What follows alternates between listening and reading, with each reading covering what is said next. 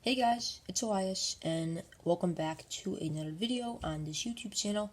So in today's video, I am going to be doing a book review on all 5 of the books in the Dragonwatch series.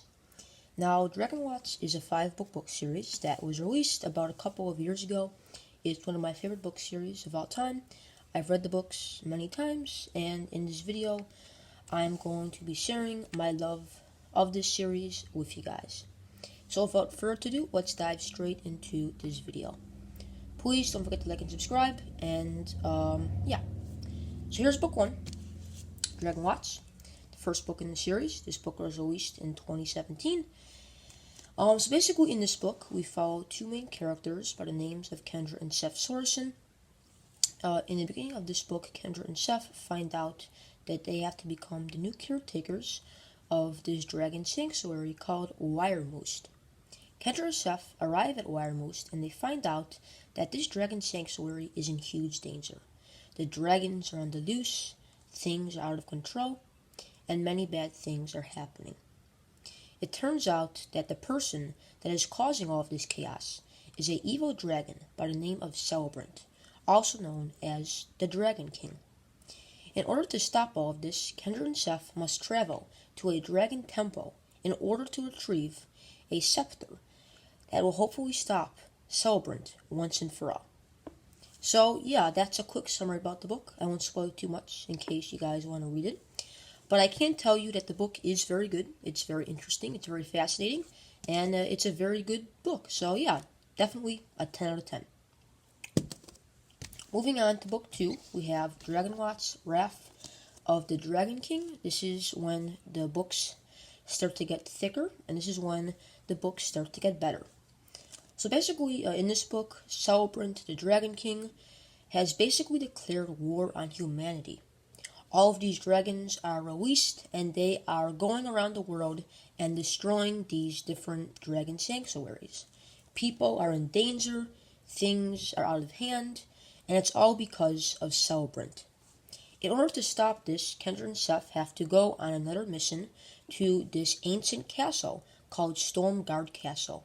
Stormguard Castle is this very old and haunted castle that is filled with all sorts of dangerous things, such as witches, goblins, trolls, and dragons.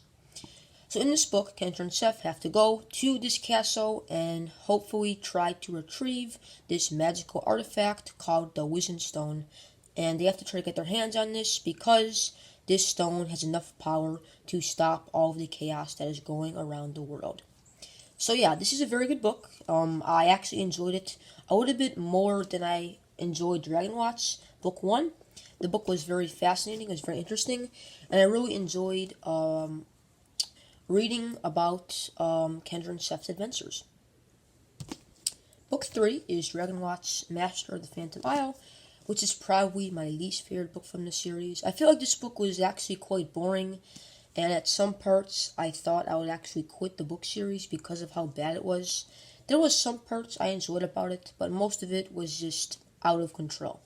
Basically, in this book, Seth has lost his memories, he can't remember anything, and he has been kidnapped by this evil villain by the name of Ronaldin.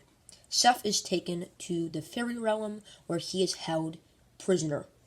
Meanwhile, Kendra and her friends travel to this other dragon sanctuary called Crescent Lagoon, and they go there to retrieve more artifacts and hopefully find more information on how to save and get Seth back. So like I said earlier, not my favorite from the series. It was actually quite boring, and I didn't like it as much as the others. So yeah, that's Dragonwatch Book 3. So now we only have 2 more books left. Book 4 is Dragonwatch Champion of the Titan Games, which is probably my second favorite book from the series.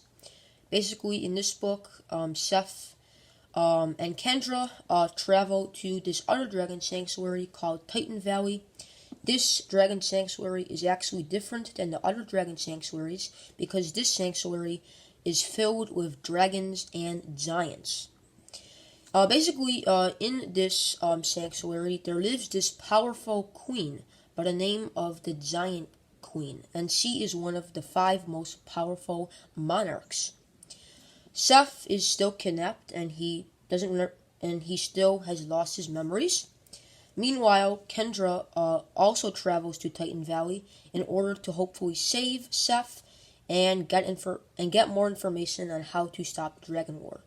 In this book, Seth also competes in this tournament called the Titan Games, which is a series of events that is held by this evil man by the name of Humbuggle. Humbuggle is the man that took Seth's memories away, and Seth wants to compete in this tournament to hopefully get his memories back.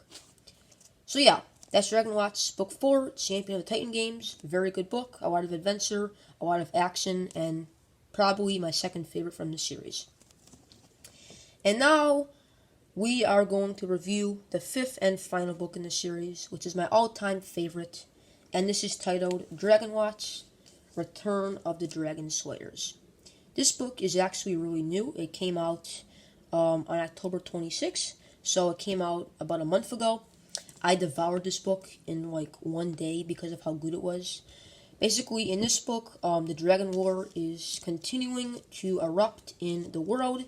7 dragon sanctuaries have fallen, and only 1 dragon sanctuary remains.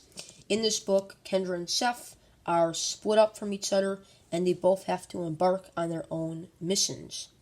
Seth has to go on a mission to try to find these other artifacts that he's going to use to stop the Dragon War.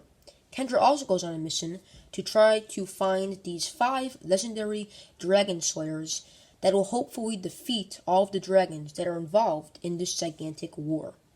In this book, there's a lot of battling, a lot of war, many characters and villains die, and it's a very good and sad book at the same time. If I had to rate this book on a scale of 1 to 10, I'd definitely give it a 10 out of 10. In this book, we also meet some of the old characters from the Fablehaven series, such as the Sphinx and Muriel, the witch, from Fablehaven Book 1.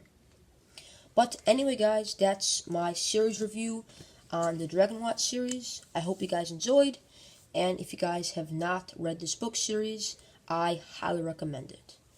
But with that said, peace out.